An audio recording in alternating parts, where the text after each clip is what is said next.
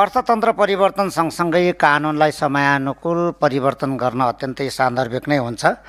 हाम्रो मूल समस्या भनेको कानुनको अभाव भन्दा पनि कानुनलाई इमान्दारपूर्वक कार्यान्वयन गर्ने सन्दर्भ चाहिँ हाम्रो समस्याको विषयवस्तु हो।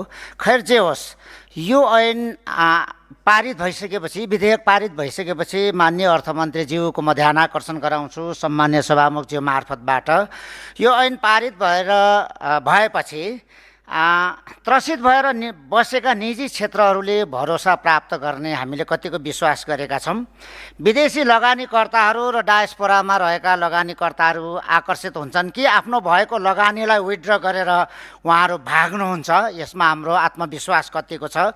राजस्व सङ्कलनको हाम्रो उच्च लक्ष्य पुरा गर्नको निम्ति मैले विगतदेखि नै भन्दै आएको, निवेदन गर्दै आएको विषयवस्तु करदाता मैत्री व्यवस्था चाहिँ यो ऐनले कतिको विश्वासयोग्य बनाउँछ।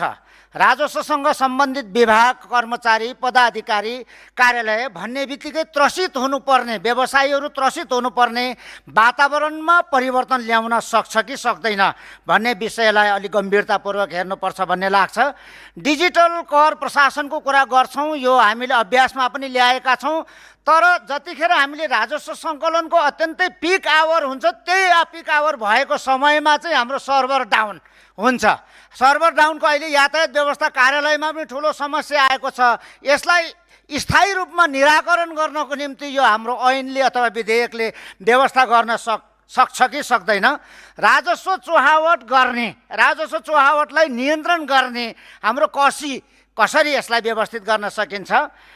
यसमा चाहिँ नि हाम्रो एसएमइजहरू भए, स्टार्टअप बिजनेसहरू भए, नवप्रवर्तनशील व्यवसायको लागि निभ्न लागेको जनताको विश्वासलाई जोगाउन कतिको सक्षम हुन सक्छ। रोजगारी, उत्पादन र निजी क्षेत्रको विश्वास र पुँजी परिचालन र आर्थिक वृद्धिमा यो ऐनले के चाहिँ व्यवस्थाहरू, के कन्फिडेन्सीहरू ल्याउन सक्छ। माननीय अर्थमन्त्रीज्यूको म ध्यान आकर्षण गराउन चाहन्छु।